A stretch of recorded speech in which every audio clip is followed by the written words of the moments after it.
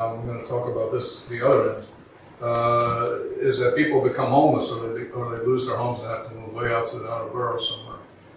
So, what happens, this is the question you have to ask too, what happens when the rent is privatized instead of going into the public coffers for the commons that we all appreciate?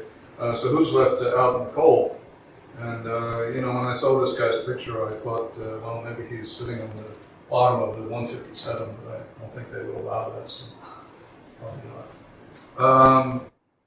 So what happens when the rent is privatized? As it turns out, there are more than enough vacant apartments and abandoned buildings to house all the street homeless persons, including 1/3 of whom are children, in the city. So citywide, underutilized vacant property can house the entire city shelter population 5 times over at a cheaper cost than what the city is paying now for city-supported housing programs. So now, according to Picture the Homeless, which did a study with Hunter College, in 2005, New York City spent $709 million to provide shelter to an average shelter population of 34,000 a night. Many city policies encourage landlords to keep their buildings empty. As neighborhoods gentrify, many speculating landlords choose to keep buildings empty so that they can rent them at a future date and charge far higher rents. Well, this is warehousing. So they said that the total number of homeless families in their study was 40,000, the number of vacant buildings was 3,500, and the number of vacant lots was almost 2,500. And that was the potential to house 200,000 people, which obviously is more than 34,000 by a good stretch. And they only surveyed about 1/3 of the city, and they undercounted the vacant lots by about 10 times. So this was from a 2012 follow-up study to 2005. But it's gotten even worse, because they said in 2005, 34,000 night. Well, I looked it up, and as of April 2014, 54,667 people on average stay nightly in city shelters. So it's gone up dramatically, and in fact it's gone up 75% since 2002. And now it's costing more than $800 million a year, according to the Coalition for the Homeless and the magazine DNA Info. This is crazy. So we've got, on the one hand, these super big spires of billionaires who pay incredible sums, don't go to the city. On the other hand, you can't shelter 50,000 people or 55,000 people a night in a number that's growing when there's vacant property and usable property that could do so. That's being warehoused because there's no real incentive for the owners of those properties to use them. Okay, so why is this being done? It's almost the end of this section. So why can't we build our way out of this mess? I gave this presentation in the fall, and somebody said, well, how come the free market doesn't take care of it? Why don't we just let them go? Well, first of all, there's no such thing as a free market. I mean, as you can see, there's all kinds of incentives to build certain kind of buildings and not others, and to warehouse certain kind of buildings. So it ought to be clear by now. We can't just let the market decide. But there was an article in The Nation magazine that said, quote, "It is not enough to simply build more market rate housing in hopes of supplying more than the demand," wrote the authors of the housing chapter of Toward a 21st Century City for All. From 2000 to 2010, New York's housing supply grew at more than twice the rate of the city's population. If we could build our way out of our affordability crisis, costs and rents would have gone down, yet, as the authors point out, they did not. From the days of Henry George, in the 19th century, New York's progressive politicians had tried to recapture the vast and totally unearned income created by the rise in land values, but none have succeeded. Even today, when projects like the Hudson Yards and Number 7 subway extension, which we saw, prompt huge increases in values, only a tiny portion ends up in the city coffers. And this was from an article that Bill de Blasio can learn from New York City's last radical mayor. They were talking about LaGuardia in The Nation magazine. Who was the last radical mayor? They were talking about Fiorello, LaGuardia, if you know friends. So I don't want to make it sound like the city is not collecting anything from that land. They are. They're collecting $20 billion projected in 2015 in property tax revenue. So even with all the exemptions under assessment tax breaks, the city is collecting more property tax more property tax revenue than ever. And construction is booming, but it's mostly booming in the high end, as we've seen. Hudson Yards and then 157, all of these buildings are booming. So why then is living in New York City so expensive and even unaffordable? Well, in addition to all the things that we've seen, what about the other costs? If taxes and costs as a percentage of income are so much higher for the middle and working classes, is it surprising that it's so hard for them to afford to live here? Well, what are these other taxes? So we've got this may be a little bit dated, but basically it's 18.1% of the city's tax revenue comes out of land values, but 24% comes out of building values, so it's more than half of the total property tax, because remember, the property tax is two taxes. It's a tax on land and a tax on buildings. So we're taxing the buildings more than the land, which actually acts as a disincentive that discourages building. Then we get 19.4%. There's the personal income tax that's going into the tax revenue. 13% of that tax revenue is from general sales, and then there's other little taxes which add up to 25%. And all of these discourage either working, buying, or everything else that's taxed. The only thing that encourages building and development and efficient use is the land value tax. So we say, as Georgia's, let's have a single tax on land. So this is not the way to ensure a sensible, progressive economic development, a greener city, and full employment. So what would be the effect, this is a question for you, what would be the effect of a tax policy that incentivized development and production and disincentivized hoarding and speculating on land? At current assessments and rates, land values account for just 18, well, we already got that, so we know what the equation is. So now, can anybody read this Henry George quote? I'm going to ask for a volunteer again, otherwise I'll pick somebody. All right. The tax upon land values is the most just and equal of taxes. It falls only on those who receive from society a peculiar and valuable benefit, and upon them in proportion to the benefit they receive. It is the taking of the community for the use of the community, of that value which is the creation of the community. When all rent is taken by taxation for the needs of the community, the equality that is ordained by nature will be attained. No citizen will have an advantage over any other citizen except what is given by his industry, skill, and intelligence, and each will obtain what he fairly earns. Good. So that was Henry George writing Progress and Poverty in 1879. Things have not changed, as we've seen. So what can we do to return the land rent to the community, and who are our allies in this quest? We actually do have allies. So it's not that we are out here by ourselves. We have support in the national media. This was an article in Rolling Stone magazine, which I won't read, but it was by Jesse Meyerson, and this generated over 10,000 comments. That was a few months ago, so it's probably much more. But he basically came out for a land value tax, and he described how landlords don't really do anything to earn their money, but they charge us anyway.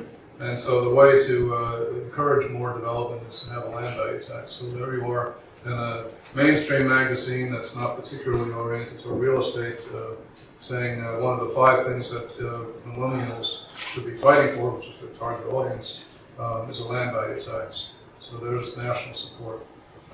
We have support in the local media, in Bloomberg magazine, Hudson Yards Watch, said, as expected, a city agency approved a 20-year, $328 million tax break for related companies, Hudson Yards mega project, and they go on to criticize it if you read the article.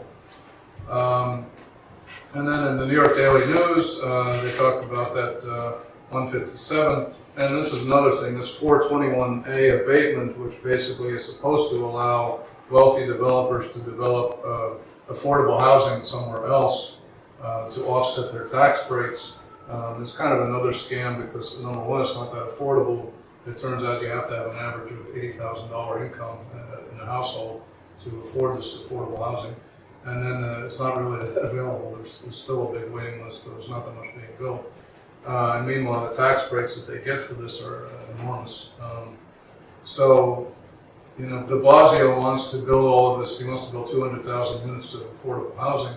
And basically he's asking for, I think, $46 billion over 10 years to do so. And right there, you see, he doesn't have to ask for a penny. He just has to charge the land rent. So they said in 2008 that there was going to be a change in the 421A policy in this last paragraph, but it didn't really happen.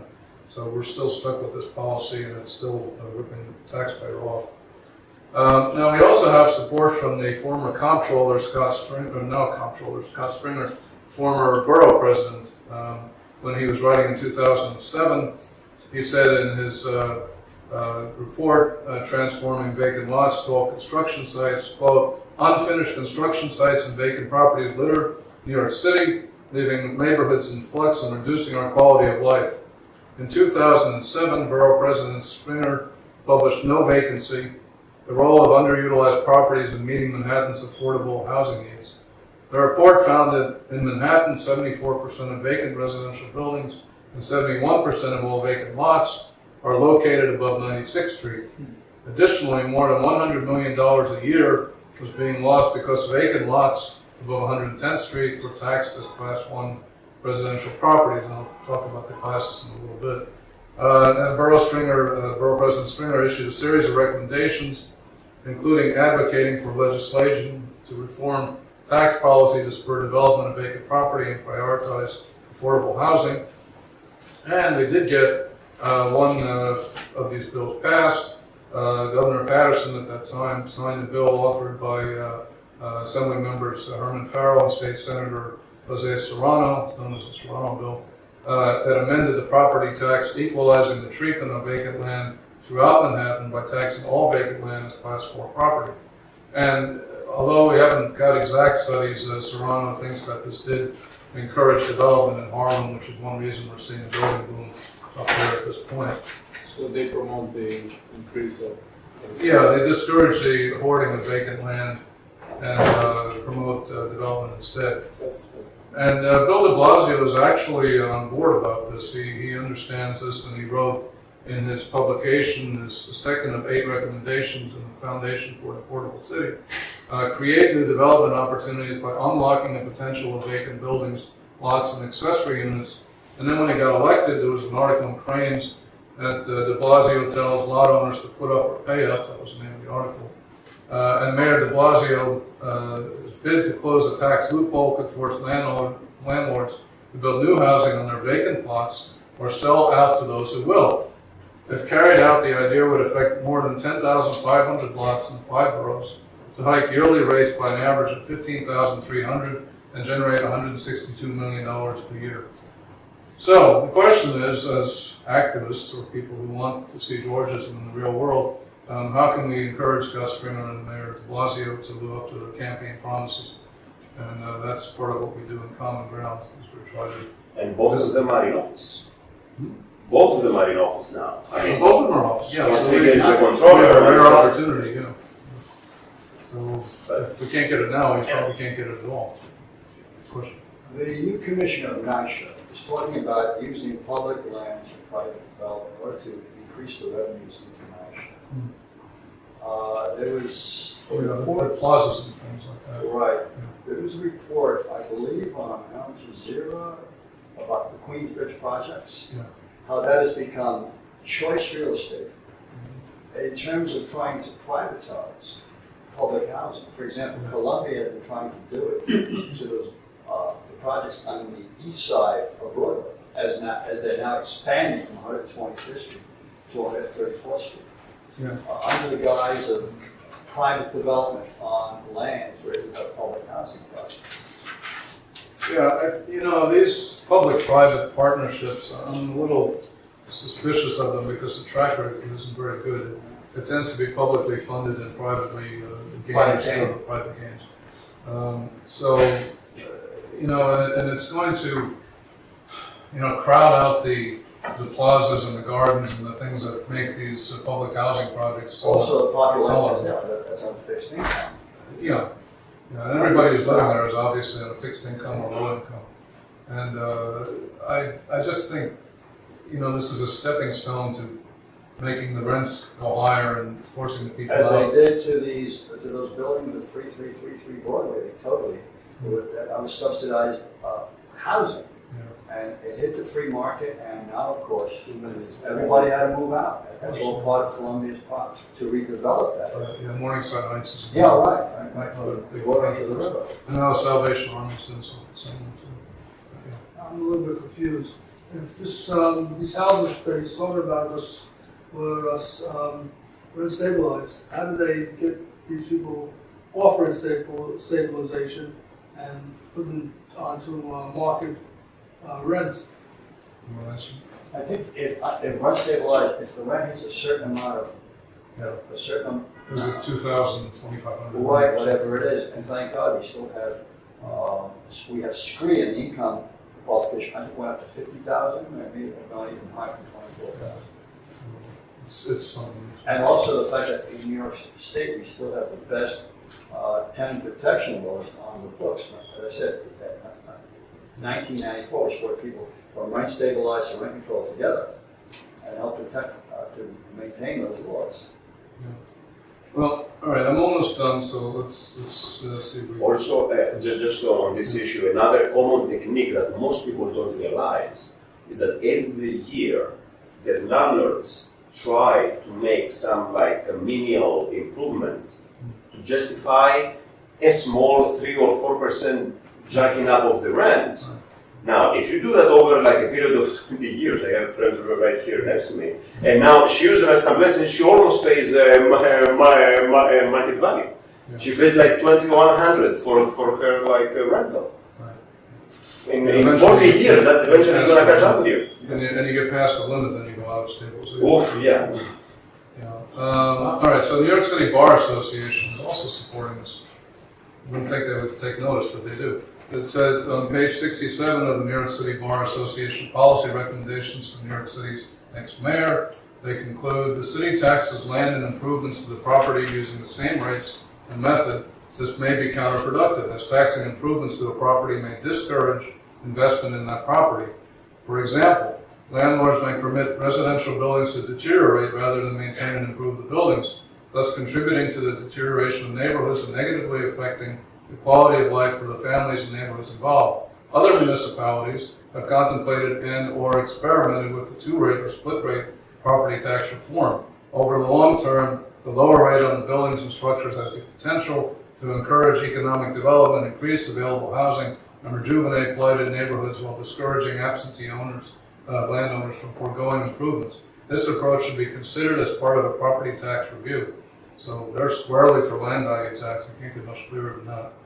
And then the Progressive Caucus, in their 13 bold progressive ideas, says conduct an annual survey of vacant units and put them into productive use as affordable housing. And that's actually one of the bills on this slide that we were trying to get passed in common. As a matter of fact, one of them did pass. There are 4 bills here. And the Serrano bill, which I talked about before, did pass to admit a huge tax break above 110th Street for vacant underutilized sites. The 3 other bills were tabled so that, you know, there were 2 assembly bills and 2 complementary city council bills.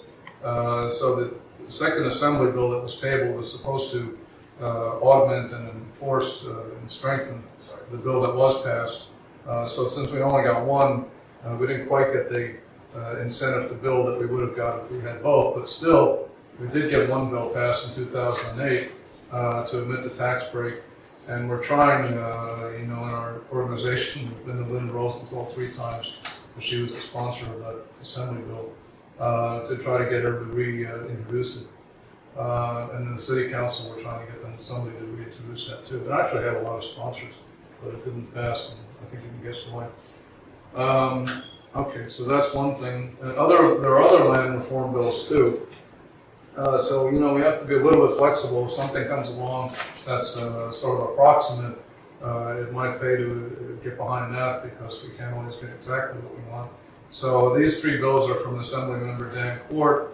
And one is an act to amend the real property tax law in relation to requiring assessment disclosure notices in New York City to include a description of the method of assessment.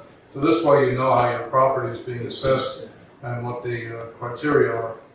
So we're trying to get that passed. And another bill to amend the administrative code in relation to requiring assessment laws to be published on the Department of Finance website. Well, the Department of Finance is the one that maintains all of the assessment information, real estate information, and so that would be the place to look for the assessment laws. That is public though. That is accessible. They're trying to get a bill to get the assessment rolls themselves to be published. There is assessment information in a general sense, but it's not specific in the way that this bill would make it. It's complicated. And then the last one is an act to amend the administrative code of the City of New York to require real property to be assessed using a fair comparative. Well, this goes back to 157. And so when you have a building like 157 and that's compared to, say, a building across the street, which is 60 stories and 40 years old, and doesn't have all the amenities, it's not comparable. It may be in the same area, but it's not a comparable building. So now, this is a little bit tricky because, as a Georgist, we say build whatever you want, we don't want to tax improvements. But the problem is that we've got so many, so much of the tax is taken away from the land that now only the building is being taxed. So if you want to be at least fair within the system that we've got, at least tax the buildings comparably. Don't make it so that you've got an enormous amenity-filled building which is so undertaxed that in addition to not being taxed on the land and not taxing the building either. It's a compromise, it is. But they asked Common Ground to do a memorandum of support, and we did, and that was included in the record for this bill to pass. And there's now in fact, I think in May they were trying to get it passed. It didn't pass yet, but we're still working on it. All right, and another thing, a couple of other things, almost done. A few other things we can do is to place a higher tax on vacant land. Well, we talked about that. And there's 28,613 vacant lots, 9,700 acres, and the effective tax rate on their listed value is less than 1%. But they sell for almost 4 times the listed market value. Well, we talked about specific examples of that. But this is the general case for the city, so we're undertaxing by 4 times, basically. Another thing we can do is shift the Class 1, which is basically 1 to 3 family buildings. We can shift the property tax off of buildings and onto land by exempting the median value of the Class 1 building. In other words, you take the median value and you exempt it from the building, so they're not taxed on that amount of the value of the building up to the median amount. And then that way you would shift more taxes onto land because you're taking some off the building, so by default it goes on land. So you collect the same revenue from the resulting taxable value, which will shift more tax onto land, and this penalizes underuse and speculation and provides a tax break for responsible homeowners. And the third thing we can try is to reform the assessments in classes 2 and 4 to assess real estate values by comparable sales, and we talked about that, not by income streams. And we could use the building residual method, which Michael Hudson defines as it starts by valuing the land, leaving the difference between the land price and the property's market value to represent the building. So in other words, you start with the land, and whatever is left after that is the building value. So basically, the land becomes the majority of it. And you can assess condos as real estate assets, not as apartments, which would be getting rid of the interest deduction probably, but that's pretty radical. You can offset the reduction in income from commercial occupancy and other taxes with offset reductions in income, commercial occupancy, and other taxes with the land value tax, on which shift more to land value tax. And then we have one long-term transition proposal which came out of California originally, They had a ballot initiative, which unfortunately got stalled because the person who was sponsoring it stopped maintaining the website, but it is actually on the archive. So they were trying to shift taxes onto land entirely and get rid of all other taxes. And he worked it out so that they had several examples of what people would pay. And they've got Proposition 13, which basically ruined California. So we have to get past that because that is just it's killing the revenue base and it's making it very cyclical. So we tried to do the same thing for New York, but we ran up against some bad assessments that make it difficult to calculate what we have to raise and how much we have to tax. But we did make some progress, and maybe we'll get back to that. Okay, so finally, the handout that I gave you, so you don't have to take all these notes, includes on the second bullet point where you can get the slideshow. I realize that there's a lot of information tonight, so I don't expect that it's going to be all absorbed at once. But I'm trying to show you the general case and how these tax discrepancies and inequalities have hurt everybody, except the rich landowner. And so these are some good sites to look for. But the second one is the one that has the slideshow. And our first one, the first site is our Common Ground website, and then the Facebook site is up there as well.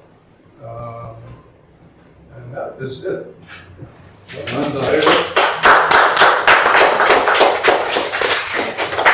So, Q&A time, right? And an hour for Q&A. Okay, I think I'm fine. I don't think, well, they want to handle some I'm comments, ready for questions. I think right now is the time to do it. I know there was a lot of materials. Do you have any tips for suggestion to change this kind of? Well, the things at the end, the bills that we're trying to get passed, and the fact that we have a mayor now and a comptroller who are both in favor of it, and the New York City Bar Association and so on. I think we're actually primed more than we ever have been in the time since Henry George. If we can't get it now, I don't know what it is. We'll have to wait another 100 years. It'll change. It's a rare confluence of ideas and personalities. Yeah. It's interesting, in the 70s, a Marxist economist, Thomas V. Torsten, used to wrote a book, Economic Development in Parliament. And in that book, he talked about the social costs, which did not even consider what we so-called gentrifying area.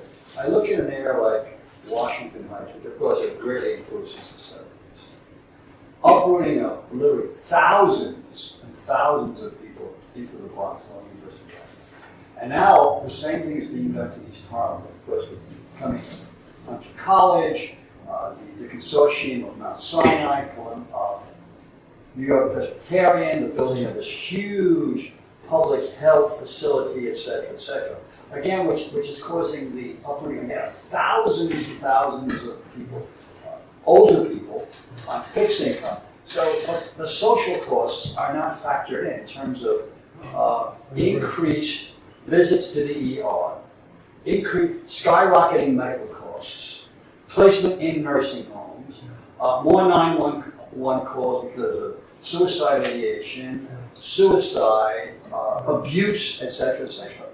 So again, speaking now from the point of view of a healthcare professional, these are not included when we go into these plans to gentrify or develop an income. Well, you know, And in both areas, you have you know this, and the middle class knows this, and certainly the people you're talking about know this is happening. But the problem is, of course, it's money on the other side. Definitely. So, and of course, healthcare is buying into it by building these cities within cities. The fact that here in New York City, 3 large conglomerates, Montefiore in the Bronx, here in Manhattan you have Mount Sinai, and New York Presbyterian, and NYU.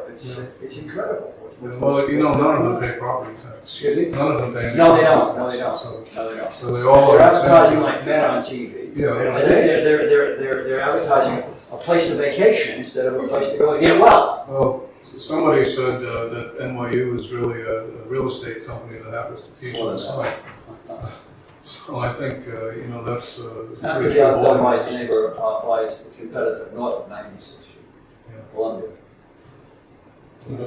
Speaking about, about medical numbers, and we have educational numbers.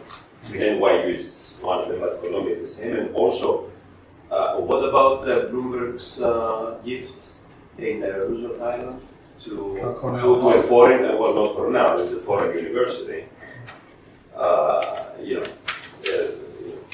And they gave him how much as a land grant? About 100 million in land grant. And I wonder whether Cornell, and technical, of course, I mean, it's an Israeli university that our mayor is sponsoring. Without money, if they're going to offer any free classes to New York City taxpayers. Probably not. What else would expensive? Yeah, I mean, the thing is that, people don't know this stuff, and they think that the city is running out of space and that there's no place to live. They don't understand that there's 6% vacant land and that there's enough vacant housing to house all the homeless and plenty of the people who are fixed income as well. And that, that incentives are all to build these luxury towers. And if you get these enormous abatements, the city is starved of revenues as well. So, that comes back to the income tax. So we have to make this up somewhere. Either we cut the service or we charge a higher income tax to people who are working. So, all of these things go together. And it's up to us. I think that's what I was trying to show at the end. It's up to us as Georgists, and if we want to be activists or we want to take it to the next level, you have to contact your state senator, your assembly person, your city council member. Get them to understand this stuff. I'll go along because I've given presentations, and I go to the community board meeting. That's another thing, community boards, and talk to your elected representatives. But the city is guilty as the real estate. For example, they tore down a public high school on 57th Street and moved it over so they can put a high-rise building right on 3rd Avenue. And 57th. And we know there's a shortage of school space. Incredible. That's, And this is kids the are crowded 40 to a classroom. the entire city, Yeah. a specialized high school. Well, I mean, our building is full, so, I mean, if you have a better use for the specific land, you may as well move the school to another. There's no problem with trying to change the use of the land. So moving the school to put a high rise, that's not un-Georgist. Yeah, I mean, what is un-Georgist But you need to educate is kids. that you collect without, like the developers are going to collect without. Private collection of rent. Right. That's what the problem is. Yeah. So if you have this private collection of rent, there's no revenue left to fund the schools. So now you can't build a school to replace the one you've torn down, and you've got to crowd the kids into fewer and fewer I schools. think it was even moved into a private building where they may be paying rent, I don't know. Yeah. Well, that's the charter schools are another topic for another night. Oh, they're getting some rent abatements. Yeah. Fred. I'm just having trouble with somebody who said that, yeah. What's his name? Andres. Huh? Andres. Anders. Why don't universities and hospitals pay land tax? They're exempt. Why? Because nonprofits, hospitals, churches, universities, They make a all profit, I mean- government buildings. But do they make a profit? I mean, they make farm money. They make big salaries. Or any other company. Supposedly they make To profits. run a non-profit, you need salaries. So they make big salaries from the tax abatement. Right, but there must be money left over for the tax, to pay I tax. mean, they all have their reasons. I mean, the hospitals say we can't build these big sprawling hospitals if we pay property tax. The universities say we can't build a big sprawling university if we pay property tax. So what happens if people say, look, you're charging a tax, I can go across the river and pay less land tax. What's something for other people from using that argument to get the land tax reduced? I mean, if everybody paid the land value tax, we have a whole different revenue stream. It's true, but this goes back to Lincoln, I think, with the original land grant, or maybe Jefferson, with the original land grant to universities. The country granted them wide swaths of land, And that's continued to this day, even in the cities. It's something to bring up, but I'm not sure it would be the first thing we should fight for. Just very quickly, Ms. Moskowitz was my city council rep. She has walked into a paradise of millions of dollars. And I heard the Koch brothers are funding a lot of those charter schools, that she's very much involved. Well, the Koch brothers are not only funding them, but they're providing the curriculum.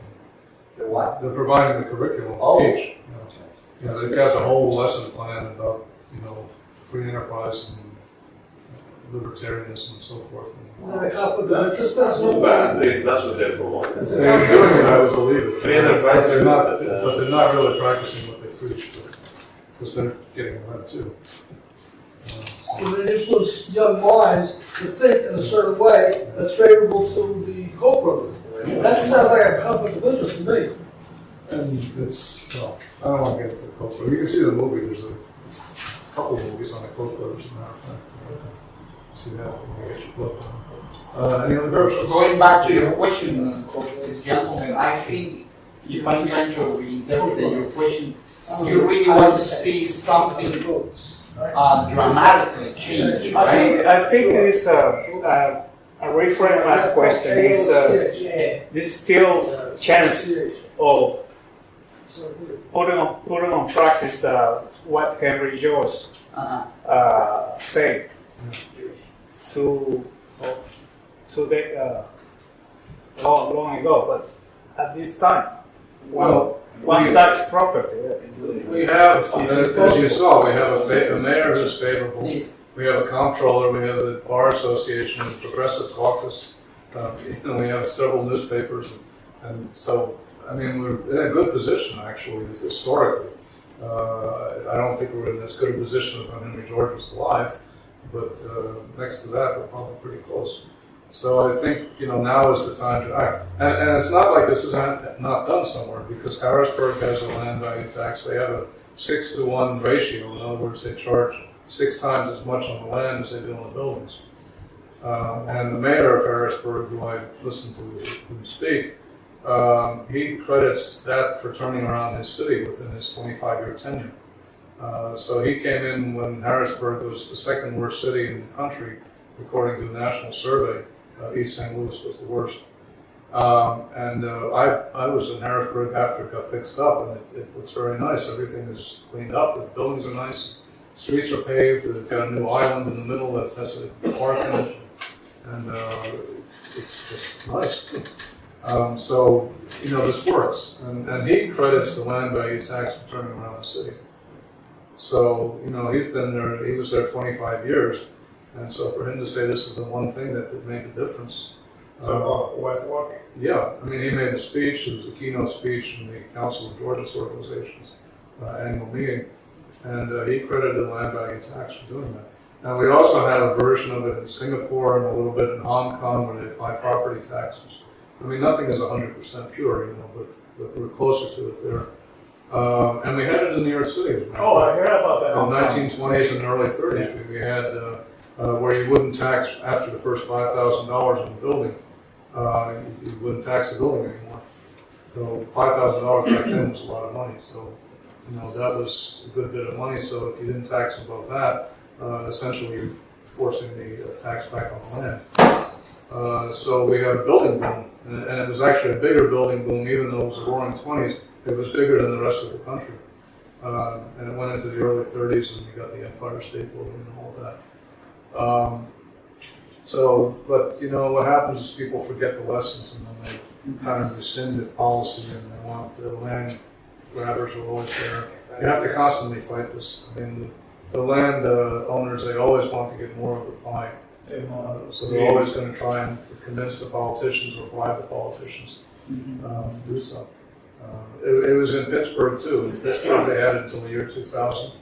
It was partly responsible for the Golden Triangle springing up and having all these new developments.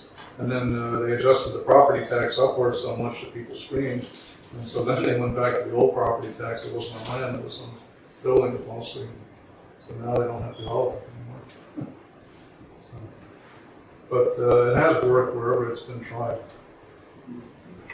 I think we're doing something through the mass media. and also politicians trying to organize everything, also from the civil society. Besides that, I don't really see something that is going to change. If we have to go to extreme situations, we really have to change completely our economical system, and the society is going to be something different. Well, It's going to be a revolution. It's not going to happen. I don't know. I mean, you know, how many people would it take to change a politician's mind on this thing? 10,000, 100,000? You know, but we don't have enough right now because people don't understand it and are not enthused enough. I admit it's a dry subject. It's a little bit arcane. You have to understand the tax policy, which is not everybody's favorite thing. But the fact is, this is a major overhaul of our standard of living and how we get revenues and how we live. If we don't do something like this, the middle class is going to be forced out. It's going to disappear. Yeah, because we displacing the middle class. It's going to be, you know, rich. It's going to be like Hong Kong or Dubai or some one of these cities that has all rich people and then a class of servants who aren't paid anything, and everybody else will be out. So, as a matter of fact, Harlem 10 years ago was completely different than it is today. Yeah, right now you can pay $1 million for an studio recording. it's incredible. Well, I mean, a lot of this That's being displaced people, a lot of people, thousands.